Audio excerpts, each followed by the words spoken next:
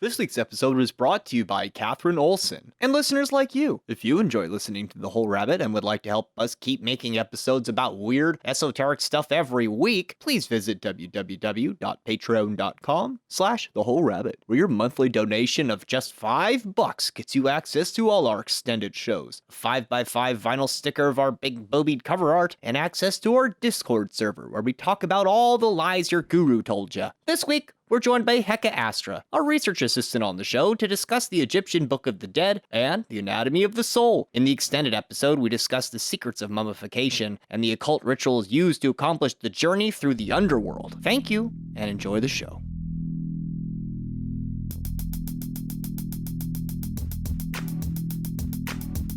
I don't know where you're supposed to, where tongue you're supposed to roll the R. It's like a hyper D. It's like right on the tip. It's like the tip, but like right behind the tip.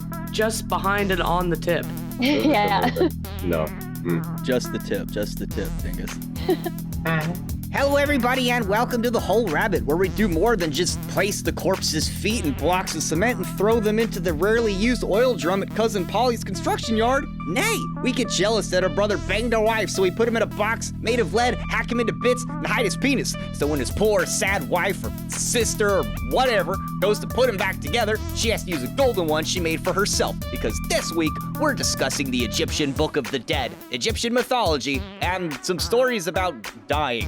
Because why not? I'm your host, Luke Madrid, the Hacking Rabbit. I'm joined this week by co-host Mari Sampson, the Succulently Savage. Awoo. Dr. Dingus, the Infected and Suffering. Did you know that you wouldn't think this, but it actually takes a lot more weight to sink a child corpse than it does an adult corpse. But it takes the most weight to sink an elderly person because they oftentimes have osteoporosis. 5 times body weight. And Malachoris Miss Funt, the fun guy of Fun Guy, is having audio problems, but is here with us and is trying to figure out what checkbox button to push to make his stuff magically work. We're joined this week for the first time on the show, but not the first time writing for it, research assistant Heka Astra. Hello. Greetings. Yeah! Hello. Hi. Hi.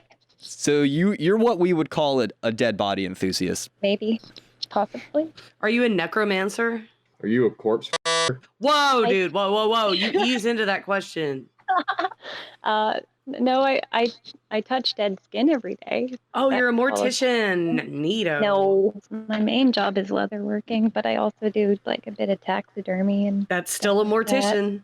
I think it qualifies. I mean, animals qualify as people, in my book. I heard Animals are people too. Yeah, I but heard- taxidermy is the same thing as the mortuary. I heard I touch dead skin every day, and I just had an image of you washing your hands and then the fucking fingernails falling off. Lords. Human skin is closest to pig skin, which is actually really shitty leather. Am I allowed to say shitty? Yeah. Oh yeah, it would deteriorate easily. So you can make a football out of human skin? It's really, really pliable, so it doesn't hold its shape very well You and it could- tears really easily. You might be able to use it to stop a leak in a piece of PVC pipe if the water isn't pressurized. Is Yeah. it stretchy? It's very stretchy, yeah. That's why they make pants out of... Could you make one of those kids' sticky hands with it? I mean, you'd be better off making pants out of lambskin or maybe goat if you want something heavier. Carve leather or paint it? Yeah, pretty much anything made out of leather I can do.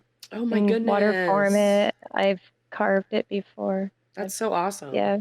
You're You here? can carve leather like wood. Yep. Well, we need you because you know about dead things in Egypt and actually many other things. But this episode, your knowledge was expansive and you pretty much wrote the whole episode. So we thought, well, let's just have our research assistant on the show. This is something we like to go over as this seems like it's really great information that people just don't talk about. When it comes to occultism, I think knowing the anatomy of the soul is like, it seems like it'd be fundamental. It seems like that's something that you'd want to know right off the bat. So I think we'd like to start there. In Kabbalah, we have a thing called the nefesh, which is a soul, but it's also the physical body. There's a corollary in the Egyptian system, isn't there? So you were talking talking about the cot, right? Yeah, I think we should start with the physical body, because that's a soul too. It's interesting that they would address it as one. Because the living body is made of energy, and that energy has also links to the divine, it inherently connected to soul bodies. You can't get around that. Like the body is just as sacred as any other aspect of the soul. Yeah, the like you would say, the body is made up of a bunch of parts, like cells and stuff, and each one of those are an individual in their own respect. So I guess the cot in itself would be like the spirit of the shell that your higher spirit inhabited while you were alive. So it's kind of like, huh? No, it's the living energy of the universe that is specific to you as an individual. So that's why it's included as a body of the soul. Because it's the thing that forms your vessel, correct? Yeah, everything else you basically perceive through that. So there's no way that, like, in the human experience, you can't really separate the body from the soul for as long as you have the human experience. So it's like a filter that's anchored to you. Yeah, they're just recognizing that the body is inherently connected to the soul by counting it as one of the soul bodies. But all the other 8 bodies, they're all complex pieces that tie in to the physical body, and we can only experience so much through the physical body. When a person died, the cot would be mummified and remain still in the tomb, while the other 8 souls were still active. Believing that all the bodies were linked, even after death, the idea of mummification was to provide an everlasting life for the other part of themselves in the afterlife, as well as to use the body as a vessel of communication for the other body. Yeah, so the cot is the physical body both before and after death. It's still referred to as the cot. So what might happen to somebody who lost their physical body in death? Like what? Like what if they were burned to death or just severely mutilated? Maybe they were ground up under a horse or something terrible like that. You know, or they're just incinerated, like how most people, you know. That's what I said to begin with. Yeah, but I'm just saying, like, people go to death that way. What's it called? Cremation. No. Yeah, that's what I've... That's too dramatic. That's funny, but no, cremation is an official burial rite, which is interesting that they would destroy the vessel, while other beliefs seek to preserve the vessel in any way possible. Like the mummy and the sarcophagus is a way to preserve the body, the cot as a vessel for the spirit to visit and use as almost like a house when it's checking out Earth. The body's also a means of communication beyond, so it's also mummifying it as a way to kind of perpetuate communication and help along their journey through the afterlife. So what happens when your dead god king comes back and starts intimidating the fucking harem, saying that he's saying return the slab and I'm the king, and trying to take over Egypt? You know, think about these things, man. You know what this reminds me of? The Bardo Thodal. At one point, you tell the person who's dying, if you try and come back to your body, it's not going to be there. Well, yeah. Not unless you got it mummified, then it is there. So then you eat hot chip and lie. Really though, you can come back to your body after you die, according to multiple cultures, and in ancient Egypt, that's why they preserve the body. Well, if you also think about poltergeists, like sometimes spirits try to return anyway, regardless of whether the physical body is there or not. Yeah. And if you kind of think of cremation, I think of cremation as kind of like a pacifist approach to the whole thing of being like, well, just release that energy to the universe. It's too instant for me. Like, I would want to be buried whole under, and then a baby tree planted on top of my body. I think that would be a lovely, or something that makes fruit. Like, that would be a great way to die, or to be preserved. I want to be chummed. Because I won't be preserved. I'll be bones really, really fast. That was one method to punish witches, was to trap them by planting them under, like, burying them under trees. I either want to do that or I want to be launched in the sun. There has to be some kind of like procession. You can't just put a body in a pizza oven and then close the door. That's so uncivil. It's kind of weird. I need a little spaceship or something, or just like, I don't even care if it's like a shuttle and they just like kick me out the airlock. You know, I don't care. Everything. I want them to put me in one of those fucking spinning amusement park rides. You know the ones, it's like a tower and a disc on top that spins around with a bunch of these hanging carriages, right? I've never been on one because I hate them, but I want them to put my corpse on it until it gradually falls apart and slings viscera on the bystander. Why not just put yourself into a centrifuge? When that head falls off, it's gonna be like a rainy day. Dude, by the time you die, that would probably be an actual thing that you can get done in your will. And people would probably pay money for tickets that go into your estate money. Like, you could probably set this shit up for real. I want a piece of his spleen. I mean, a piece of his liver. I want his cock. No. For the low price of $5, you can get splattered with gore. Yeah. Get this gore. Dingle Even gore. the yellow shit. Dingle gore. Even the yellow shit that you can't even name. Okay, let's talk about the Ka body, I guess. Yeah, it's not as fleshy. The double. This reminds me of the illusory light body already from the Book of the Dead. Yeah. It's not like wholly accurate to call it the double. It's kind of like a generic term Is it your that shadow? people have adopted. No, it's not your shadow.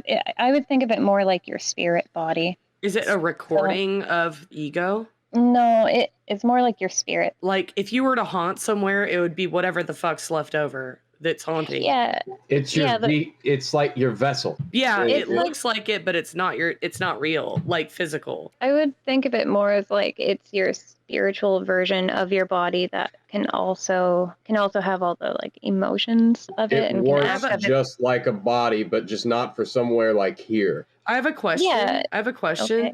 You know how like when people die and then you have a vision of them later, or they come back in a vision or a haunting? Mm-hmm. Have you noticed that even if they die, say somebody dies and they're 90 years old, they usually will actually appear to people when they're like in their prime? Yeah. Like, that the Ka body would be however they imagine themselves. Like, it's your personal perception of it has to do with your physical body, but it's not actually what your physical body looks like. It's a projection of how you felt the most you. Does that make sense? Yeah, I would agree with that. For sure. Which is why it's almost always referred to as a double, but that's mainly due to antiquated language. As we've said here, it's more accurately the spiritual self. It can act like a ghost body or a doppelganger, but it's not limited to these forms. It is the thing that returns to the tomb where the mummified body is, and even may inhabit statues or items. It can eat and drink. It can walk around like ghosts of the dead, and it has an independent will of its own. The Ka is active throughout a person's life and death, but when you die, you are said to go to one's Ka. It's possible this is the origin of the idea of meeting your doppelganger. It has a will of its own while you're alive. It kind of does, though, doesn't it? Like, when you fall asleep, it kind of like lingers over and like looks in the garbage and tries to look for used Q-tips. You know, if you have like an out-of-body experience, but it's not like an astral travel experience, that would be the Ka. I see. It's like a stand for our JoJo fans out there. Yes. So it can morph and change depending on your attention or wherever you're focusing on. Like, for example, I've heard of people astral traveling while they're sleeping. Like, you know, it's not really a dream, and they go out of body and they seem to be able to fly around, but when they look down, they don't have a body. Or sometimes if they like land on the ground, for the sake of the sensation of landing on the ground, when they look down, they have feet, you know, with like shoes on or whatever they imagine. I don't know, but they often will say that it changes constantly as they continue to reference their own body, quote unquote body. If it's specifically like astral traveling, that would be more relatable to the Ba than the Ka. Well, you said out of body, as in like you're still in the actual real world, but you can separate from your body and travel around the real world. You're not in the spirit realm. I had this one experience where I was getting onto a bus and I went and I sat down in a seat and I looked up and I saw myself still standing in the bus, and then that me came and sat down into me. So whoa, that experience, that would be the Ka. Does that make sense? Oh, so it's when you see it outside of yourself, like as Like you're still in your own body, right? Yeah, but it also exists within you as you you're can use living. it for like remote viewing and shit. Oh, that makes sense. It's like an apparition of yourself that you can see, you can sense it and learn to use it, right? Yeah, there's also like the way that the Egyptians describe the aspects of the soul. We're breaking it down and separating all of them, but there's a lot of times where it's like the one aspect will be attached or will join with another aspect. So they're not completely separate aspects of self. Sometimes they work together. So okay. if you're having like let's say remote viewing, but it's not straight up astral projection, then that could possibly be the Ka and the Ba working together. So you can see through the eyes of it. Got it. Yeah, because the Ba is the traveler, the soul that travels. Yeah, so the Ba is often like it's represented as the human head on the falcon body, and Egypt uses a lot of symbolism to describe things, and because we're living life from the perspective of humans, we kind of subscribe these elements of the world as we perceive it to these energies. So the falcon would be the mobility aspect, like it can fly everywhere, and then the bird's eye view of being able to look down and see, like from a wider perspective, because you can have, when you do it, you have both perspectives of where you are and then where the Ba is, correct? Yeah, and you could still have your Ka where your Ba is, or you could have your Ba be a completely doing its own thing while your Ka is doing another thing. Like there's a lot. That's why it's so complex to kind of break this all down and try and separate it, because it all comes back together. And it can, the Ba is the one that can astral project, which means move into the spirit realm, correct? Yeah. So the Ba plays a pretty big part in the journey through the underworld. That's the part that the falcon is also kind of reminiscent of Horus. So the Ba tends to fly a lot with Horus, and during this whole journey through the underworld in the Egyptian Book of the Dead, the Ba is said to fly with Horus. Do you remember in Lazarus on the Black Star album with Bowie how he says, "And I know I'll be free like that blue bird"? Oh yeah. I think he may be referring to the Ba.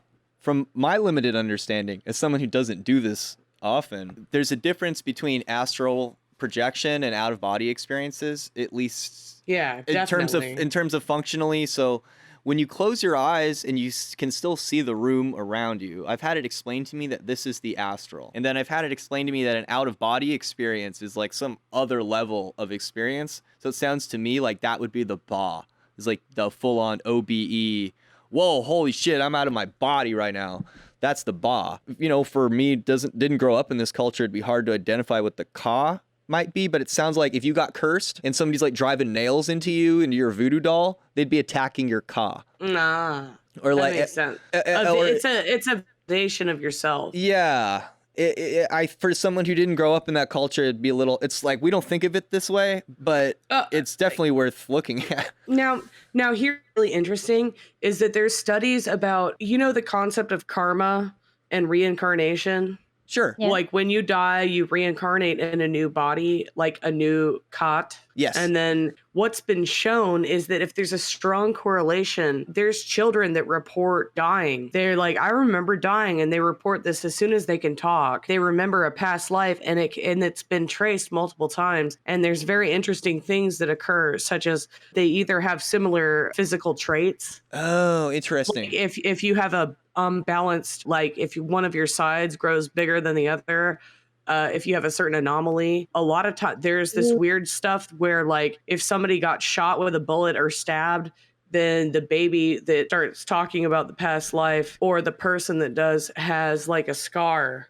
Wow. Where the mortal wound was, or a birthmark. There's something up with their skin there, and it shows this pattern, and it correlates with the story that they tell, and they tell it so young. As soon as you talk, that child is like rearing to tell you about this story of, oh, I was on a plane over the Pacific. I don't know where I was, just fell in the water, and all of a sudden here I am. Like literally they'll say their past life. So, but then they'll have physical scars. So I feel like also, if the Khat, when it reincarnates, will actually look to these spiritual bodies like the Ka and the Ba to incarnate. Like it actually affects you throughout your lifetimes. It's just your ego. Yeah, that makes info sense that you told me that it's not your ego, because it actually reincarnates into the next person naturally. It's a pattern. Like that damage could be connected to the Ka body, is what you're saying, and then it manifests into the Khat. And we may even say that the health of the Khat or the body might be dependent on the strength of the Ka itself. Right, and as it heals, that mark might go away. So that's so fascinating to understand. But we've got a few more souls to go. The next one's probably the most important for vampires. Ooh. And we're on the fourth one now, which is Can I be a vampire? Yeah, do it. Read it. Read about the Kaibet. The Kaibet was the shadow. Shoot. Okay. Is it shoot? Shoot. Yeah, but if it was a shoot, you'd see the fucking whatever. It's similar to the Ka in the way that it could eat and drink funerary offerings and has an independent will to travel to and from the body and the tomb after death. The Kaibet is believed to accompany the Ba bird. In other words, the shadow accompanies the astral body. Okay. Hey, question. Is this what that, the ring spirit, that like long-haired screaming ghost monster yokai from Japan is? Yeah. That's probably what that is. You mean like... Well, why does it have such a vicious reputation? What the hell is this thing? Some kind of monster. Are you asking me? Yeah, we'll ask you. Yes, Miss Expert, we're asking you. I'm not an expert. I'm not. You are today. You're just a smart one on the show. Do you know? But do you know what I'm talking about? Like, it's like a scary. It looks like a maiden, but then it like shrieks and has teeth and stuff. Do you know what I'm talking about? I do. Now, I don't know if that's a Kaibet, but it comes out of the ceiling and stuff. But it's a haunting of some kind, but it's a violent haunting. I think if you strengthen your Kaibet, you can use it for supernatural reasons and forces. I've seen it. Okay. Well, looking through some of these occult libraries, I've seen rituals to strengthen your Kaibet. One is like you bury food in your shadow, for instance. Like, it's really interesting. Like, well, but okay, so from the Egyptian perspective, Heka, what's the Kaibet? My opinion is very biased on this because I'm pretty into shadow work. So I automatically relate the shoot to the shadow. And I honestly don't know what to tell you. Like, it's my opinion's really biased on it. So it's not unlike many things mentioned on this show. It would be worth hearing. So I have a question. If it accompanies the astral body, then when you confront your shadow, would you have to do that in the astral realm? Remember how I was saying that the Ba is symbolized by the falcon and it's highly mobile? So it can work with either force. Yeah, so it's basically saying like that your shadow has the aspects, or can have the aspects of Ba with it. I don't know if that makes any sense. It reminds me a lot of in the Tibetan Book of the Dead again, when it talks about this judgment period where your inner good conscience and your inner evil conscience separate. Okay, so like you know how if you set out ill intent towards something, that ill intent can go forth. It's sort of, I think that's what they are kind of implying. It has a will of its own, is what it seems like. And it sort of seems like your Ka has a will of its own, but your Kaibet, because it accompanies your Ba, seems very powerful. And it seems like it has the ability to do things either for you or against you, depending on your relationship to it. Like to shapeshift and move and to draw you into places, right? It can eat things. We know that much. And it can, if it has the Ba to use, then it means that it can coax you into hallucinations and even delusions in real life, which is scary. That makes sense. Or it could do that after you're dead. Like if you have unfinished business, I feel like this is what happens. So I guess we really don't know a whole lot about this particular aspect. We just know that it exists. I would say that anything that you could describe as your shadow self would be relative to the Kaibet. Like, I would feel like this is a ghost that haunts for blood. Well, like, with a grudge or something. Like, yeah, the grudge. What I'm asking is, just on the books, is this something that academically it's just not that well understood compared to maybe some of these other ones? Well, it accompanies the Ba. We know that much. It has sort of a will of its own. It is one of the bodies that can eat offerings that are placed around the tomb. And I've heard it said in some occult texts that it's often depleted by sexual activity. So is this a hungry ghost? It could be a hungry ghost too. It's like your hungry ghost. It's not like some unchecked hungry ghost that's been living for thousands. It's just yours. It's just your hungry ghost. It's not like it could be a dead person's too. Like it could be anybody's. And it usually accompanies the Ba. Everyone has one. Yeah. So it could be anybody's. Like if everyone has a kaibit, then it could be, you could be talking about yours, or you could be talking about someone else's. You could be talking about it as it exists while you're alive. You could be talking about it as it exists after death. The kaibit is one of the 3 bodies that is like, it's one of the soul bodies that can revisit. Like in Egypt, that's one of the ones that they would leave offerings for in the tombs. Can the kaibit possess other like blood relatives after the death of the person it was from? I'm not sure about that. I believe it can be made to if you are. That's a great question. I think that if you are a skinwalker, you might use your kaibit. I think you know what I mean? Like if you were like, there are ways to use your kaibit like on overpower mode. Rasputin, like the legend of Rasputin, how there's a legend that he died already physically, and somehow he was able to resurrect himself, and he was like a zombie where something possessed his dead body to where he would just walk around like a dead corpse. So that would be something like the shadow possessing the dead body. I don't know. I just think that's interesting because I feel like I've heard a million stories about the kaibit. It might be fun to do a show just deep dive on the shadow soul itself and see what is said about it in some sections of the left-hand path and, outside of the left-hand path. It seems to try to keep preserving itself and keep reproducing itself no matter what the means are. It's really weird. Well, that's pretty typical of like the shadow self, if even outside of Egypt, like that's pretty typical for like your own personal demons. If you want to go to that point, they want to perpetuate themselves. Or if you want to go the route of psychology, like you've got your id, me, wants to feed itself. And that's the only way it can reproduce. That's interesting. So let's talk about some good stuff. This next one, our 5th on the list, the Sahu. This one sounds like after Grandpa dies, your grandma's like, or your Uncle Ben's probably windsurfing in heaven right now.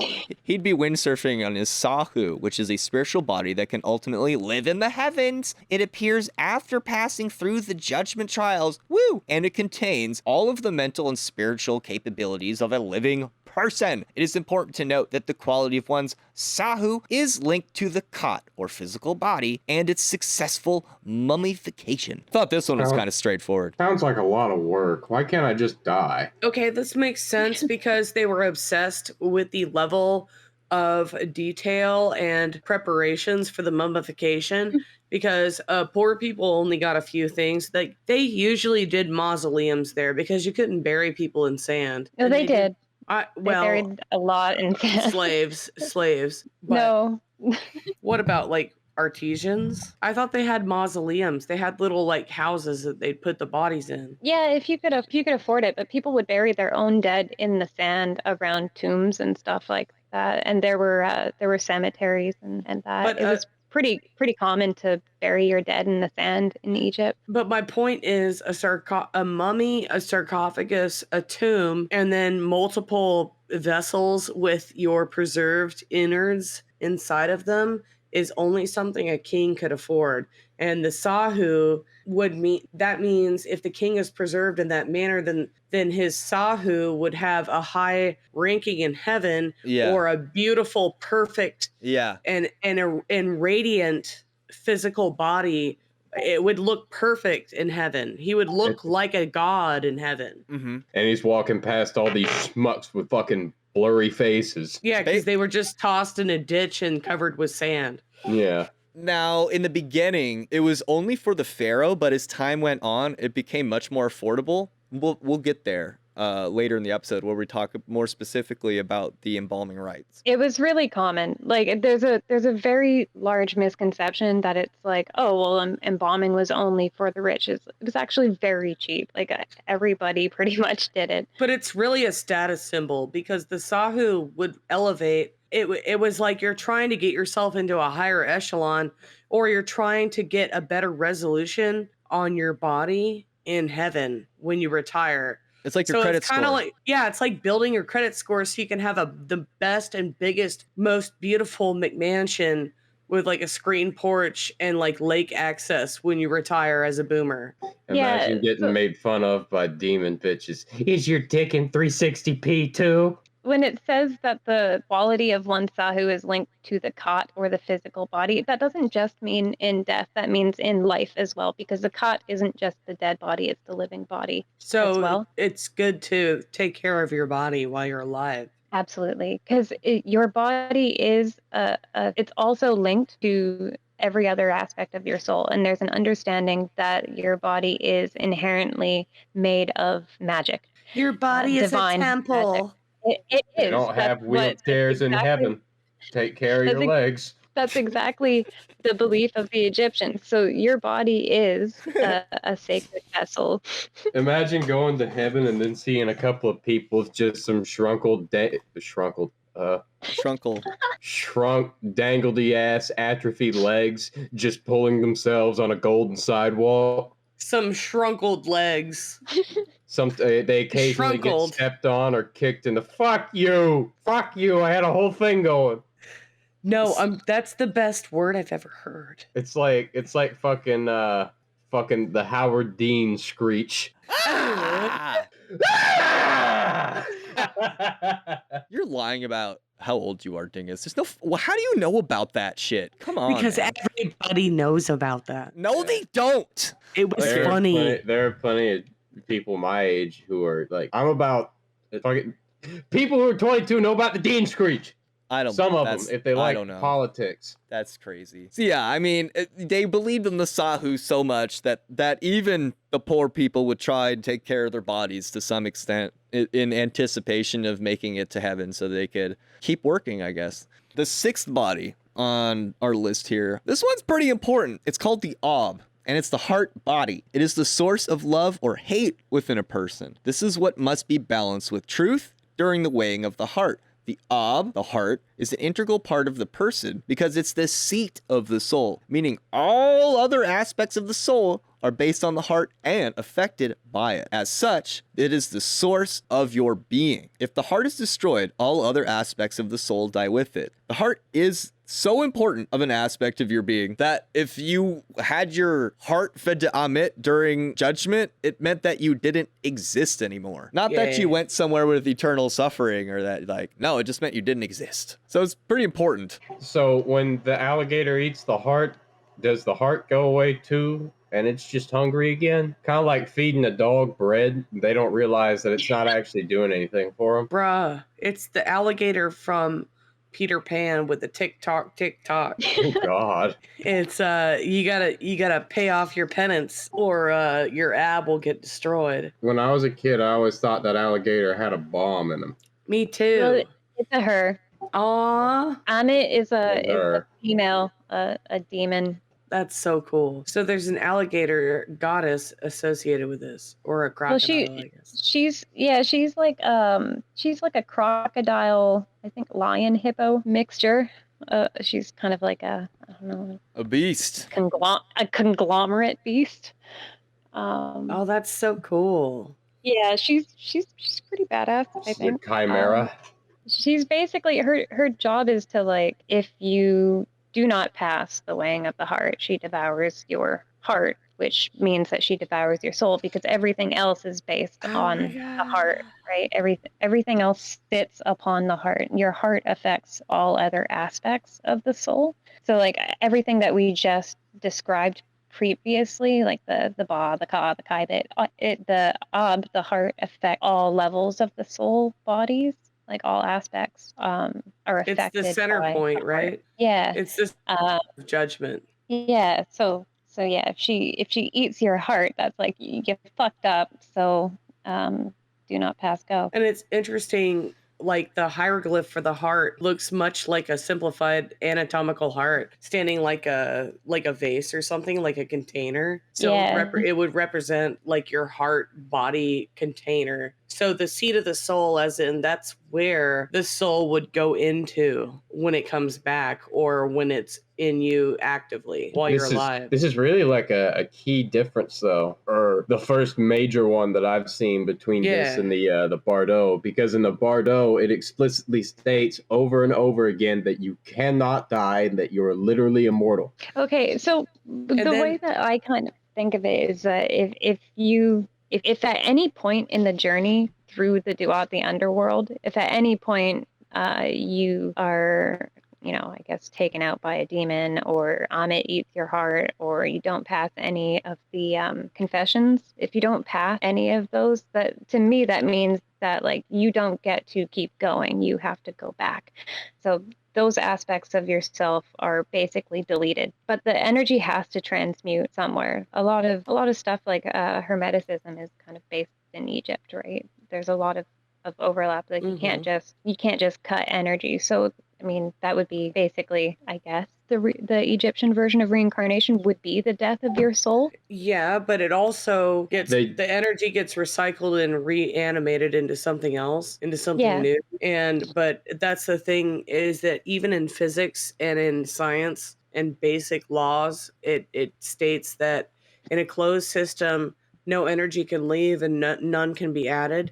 So if something disintegrates, then there's new energy to create something new. Yeah, it really kind of demonstrates their cultural perspective, where this is a very worldly afterlife, almost kind of like the Christian heaven is a very worldly afterlife with a lot of material wealth and a body that looks like you know? And if you don't look like you, then you might as well be gone.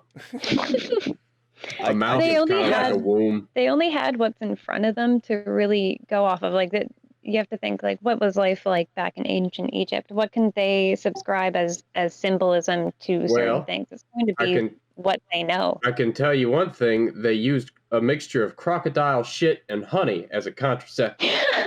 I mean, that'll do it. Work. I mean, I guess I can't say it didn't work. I guess it won't do it. I would not do that. I mean, I guess it could work if you just plug it up. It's called. You're also not living 10,000 years ago. I just talked to some people on some camels from the Middle East and get one of those condoms that they make. Oh, they used to make them out of linen. Out of intestines. Pig intestines. Now, I'd heard this said somewhere that the Ob was one of your souls that helped you connect across dimensions. It's not written here this way, but I've been told that if you have a picture of somebody and you are focused on the heart feeling of that person to some extent is still alive. You have to plug into them. You have to be intimately and entangled with them in a way that this is what's called heartstrings. Yeah, the Ob. Heard of that? You got to use your Ob. That's what I heard. This is the strongest bond in the spiritual universe, is if you care or love or you nurture, like it could be anything. It could be family, friends, somebody who saved your life. It could be, your offspring, or your your ancestors, or it could be your significant other, of course. There's all sorts of these bonds that you have. They're almost like gold. I see them as golden chains, but they're like glowing so bright they look like almost like laser beams. I've heard it described a little bit that way, how the Ob works. It connects you. It's just like a link. Yeah, whatever you perceive it to be. But it feels that way in that there's always identical twins often report this feeling, no matter how far they're separated. And then if they are not aware that they have a twin, oftentimes they'll have shared dreams or like out of body dreams where they can interact with each other, and or they'll think that they're an invisible friend or something. Got it.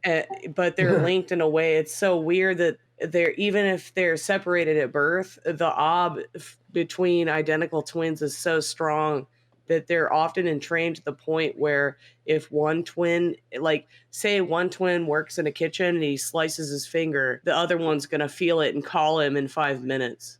Tonight's the night. You have seen this doppelganger in your dreams for far too long, and you are ready for combat. Okay. Slay your twin. All right, I'll do it. You got an AK-47, or should I just use a butter knife? I have a feeling the Ob and the Ba are connected somehow, but I don't have any evidence. Abba. The Ob is like inherently connected to all aspects of your soul. Like it's that connected. It's the nexus, right? All of the aspects of yourself are based on the Ob. So you're saying that intention forms our body? Our soul body, yeah, and that our soul body exists in harmony with whatever the intention of the Ob is. Now, for you Book of the Law Crowley people, the next two souls are pretty important. The seventh one on our list is the Khu, or the Aku, and it is the immortal part of the soul. This is the spiritual intelligence part of the soul that is bright, shining, eternal, of light and flaming, which dwells in the heavens with the gods and stars in the Sahu body. So I'm pretty sure Aku is Egyptian for stars. Like that's how they say stars. Mufasa is like, I'm in the stars, Simba. I'll always be with you. Like that's the kind of like, it's kind of an ancestral soul that continues on through other things.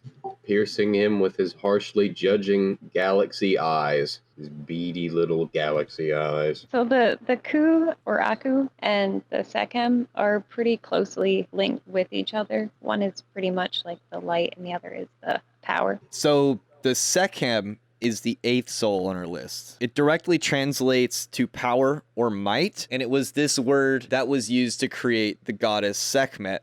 It's the life force or power of the soul. It ultimately accompanies the Khu in the Sahu. This is the seat of power for the entire soul. Likewise, this has a strong equivalence to what the Egyptian Book of the Law would term the Khobs. This also means star. Verse 8 through 9 read, the Khobs is in the Khu, not the Khu is in the Khobs. Worship them the Khobs, and behold my light shed over you. So the Book of the Law has this concept of a Khu and a Khob. So you have a soul and then a soul star. And the revelation is that the soul star is seated within the soul, not the other way around. So that your immortal essence is immortal, and it is what radiates like the luminosity or the soul, which has a sort of memory or a body to it, like a form. I'm not sure which one would be which in these two, between the Khu and the Sekhem, but it sounds like the Sekhem is like your battery juice to your Khu. So I would admit it's hard to know which one's which. Interestingly enough, I've heard conversations about concepts similar to this in Christian fundamentalist circles. There are people who believe you just have a body and a soul, and some people who believe you have a body, a soul, and a spirit. And the soul would be like the immortal part, and the spirit would be like what you considered you. With the Khu and the Sekhem, you could kind of, if you wanted to relate it to something that you could visualize, it would be like the light bulb and the electricity together. Yeah, that's the spirit would die, but the soul would live on. That's what they were saying. And in this one, the Sekhem would be like the power, and then the Khu would be like the light bulb. Yeah, absolutely. Yeah. And then So these come with completing your journey, right? Or do you always have a Sekhem? Do you always have a Khu? The Sekhem, yeah, the Sekhem is like a descriptive word, basically, for that kind of life force. So it doesn't just exist in the soul either. It exists in like all of life, basically, throughout the cosmos, like on every level of being. I would say it's directly related to the Egyptian concept of magic. That would be like how the magic is expressed through your soul. Because everything in the universe to the Egyptians is magic. Like magic is the entire universe before the creation of all the gods. That without magic, there would have been no creation myth whatsoever. So like the Sekhem would be the expression of that power. And then we arrive at the ninth soul, which is known as the Ren, or the name soul, which is said to be the true name of the person, both in life and in the afterlife. During life, the true name of the person was secret. It held much power towards and from the individual. Supposedly, you would never give your true name because it held much power over you as well. The naming rituals of the true name upon birth were always kept secret. Your Ren soul is your name soul. From my understanding, if someone is slandering you, this is the soul that they're attacking. Your name also has some sort of a power, so I think this is one reason they named Kylo Ren in Star Wars, because he carried the namesake of Darth Vader. Oh, it's less stupid now. So here's kind of a fun connection with this is this kind of ties into the whole with don't slander the name of God kind of thing in Christianity, because there is power in name. So that's in Egypt, like the true name of God, which is the hidden name, the Ren. The true name of God that's hidden is Amun, which is what Christianity bases Amen off of. So Amun in Egypt is the hidden name of Ra, basically, and Amun is like the hidden occult force of creation. So when you say Amun, that's what you're referring to. So when you say Amen, that's what you're referring to. Oh shit! Even if the hippies use it, everyone uses it. I mean, really, if you legit wanted to curse God, you would curse Amun. Oh. That's really fucking matter, I guess. The Egyptian Book of the Dead. Rupert Imheru, or coming forth by day. Gaining dominion over one's fleet or legions, going into and coming out of the underworld is what the Egyptian Book of the Dead is all about. While the evidence from the beginning of recorded Egyptian history suggests that only the pharaoh was allowed the entrance to the afterlife, this did eventually change. By the time the papyrus, known as the Egyptian Book of the Dead, was found, it and other scrolls of the dead were available to certain upper and middle class Egyptians as well. By 3000 BC, everyone was believed to be able to qualify for entrance into the afterlife, but only if they succeeded in the passage. So does that contradict with what you told us earlier, Heka? So basically, there's a lot of Egyptologists that will suggest that only the pharaoh was allowed entrance to the afterlife, but it's also the only evidence that really exists from that time period is going to be the stuff that stood the test of time, which would be tombs and whatnot. So there is not really a whole lot of evidence to suggest other than people people who could afford the structural integrity to last. Yeah, so that's the evidence that we do have, and that's basically only pharaohs. So then as time goes on, we have more evidence coming forward saying that other people that were not royalty were taking part in these rituals. So as far back as you can go in Egyptian history, the only stuff that really exists is the stuff that stood the test of time, and that's going to be the pyramids, the tombs, anything that's carved in stone. And the commoner is not going to be heralded in the same way that the pharaohs were, right? So that's why the evidence is very specific to, like, this is what we did with the pharaohs in this time period. As time goes on, there's more artifacts that aren't weathered. Kind of like how people will only know about Scientology because of South Park like 500 years from now. So this is just saying that, like, while the evidence from the beginning of recorded Egyptian history says this, like, we also have evidence that states that we have a lot more recent artifacts than we do ancient artifacts. So when you start coming forward in time, you start having more evidence that this was something that applied to everybody. Actually, Dingus, the collected works of L. Ron Hubbard have been etched in gold and hermetically sealed like a mile underground or something. Sad to say, when the Earth is eventually destroyed, they will think Scientologists ran the planet.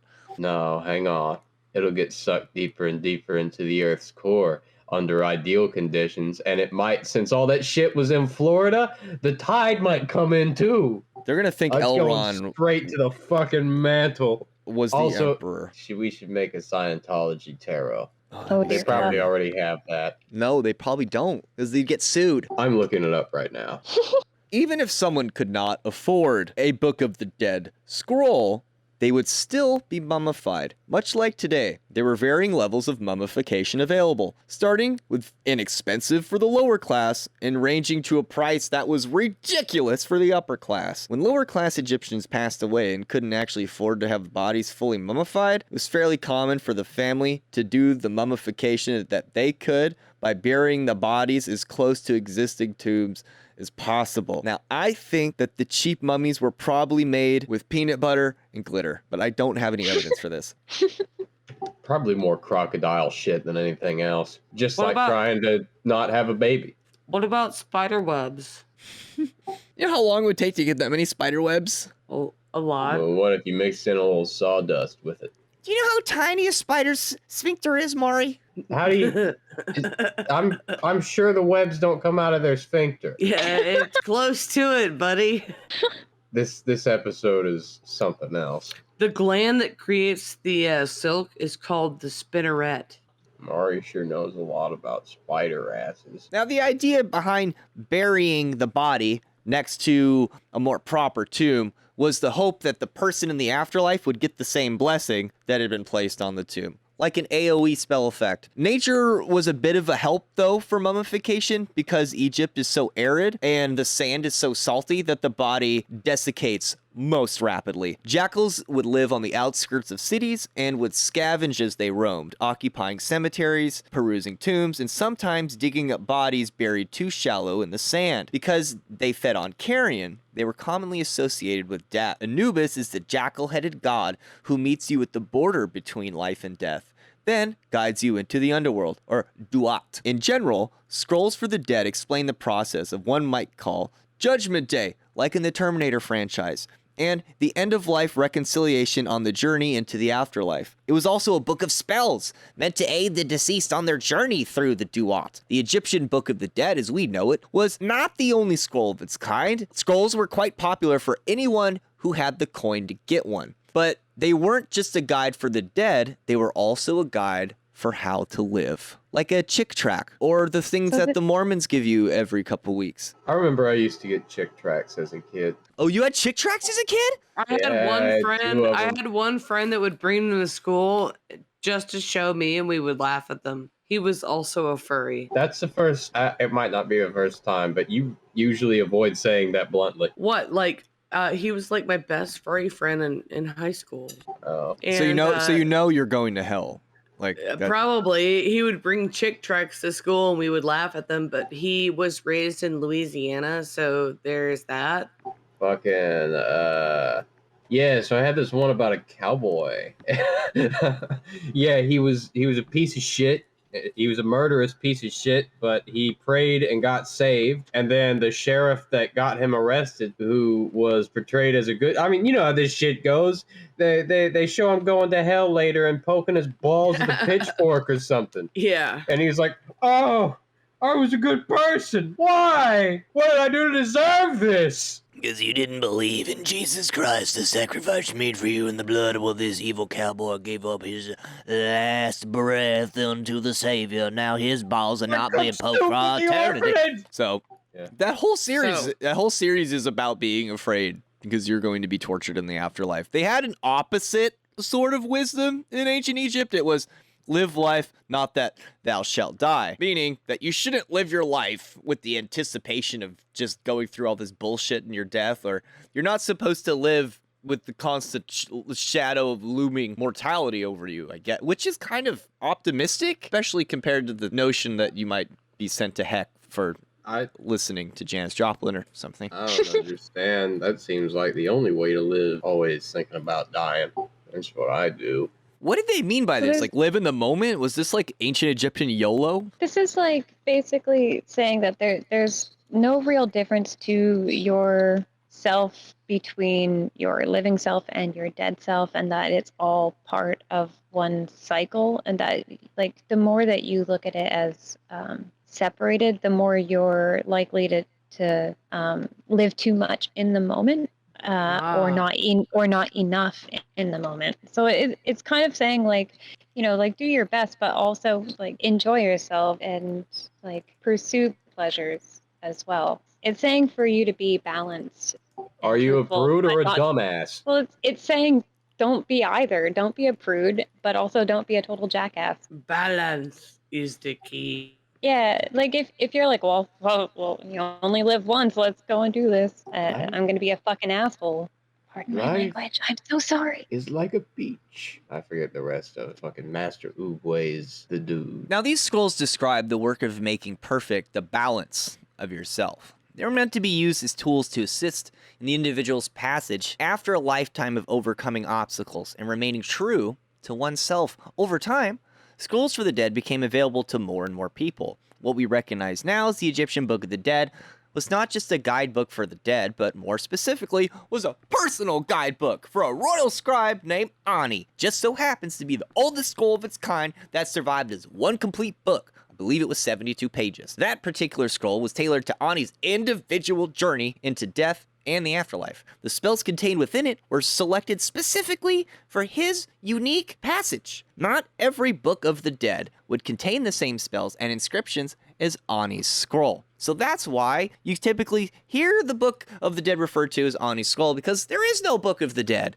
They just knew kind of all this stuff happened, and then there were certain rituals and things, and you had spells specifically for you, like if you wanted to eat or poop or have sex or make a sandwich. I don't know, because you had to do all those things in the afterlife. So Ani's scroll, it was 72 feet long, and what makes it special is that because people grave robbed constantly in Egypt, especially once they knew that they could sell it to foreigners, right? So there was just a lot of pillaging going on, and to make the most amount of money, a lot of the grave robbers would chop up all the scrolls. They would chop it into sections and sell them individually because they could make a lot more money that way. So Ani's scroll was pretty much the only one that they found that was all one piece, and it was 72 feet long. And so now this is the one that they can read from beginning to end because it wasn't sold as individual parts. What a bitch. You've got this fucking well-preserved scroll. You're the only one in the afterlife who's doing well at this point. All of your friends have fallen apart, and then they steal all of your shit. So I think it was what's his name? E.A. Budge or he's a famous Budge. Yeah, Budge is the one that basically got his hands on Ani's Book of the Dead. So this would have been, because every Book of the Dead is different and made specifically for that person. So none of them are going to match 100%. Not a single one. They're all different. So okay. Budge got his hands on Ani's scroll. Yeah, he does kind of like a pretty epic tale of trying to smuggle it out of Egypt because they were trying to stop people from taking any of the artifacts out of Egypt. So he got it out of... Yeah, but he got it out of Egypt, and then you know what he did is he chopped it up. And then he screamed, "Ha ha! The British Empire strikes again!" He chopped up the scroll like an asshole. Oh, speaking of which, if you'd like to hear the rest of this episode, please visit www.patreon.com/thewholerabbit, where we continue talking about the halls of the dead, Osiris, banging each other's wives, and other sorts of things that get people hacked into little tiny pieces. Thank you, everybody. Eat carrots and shoot lasers.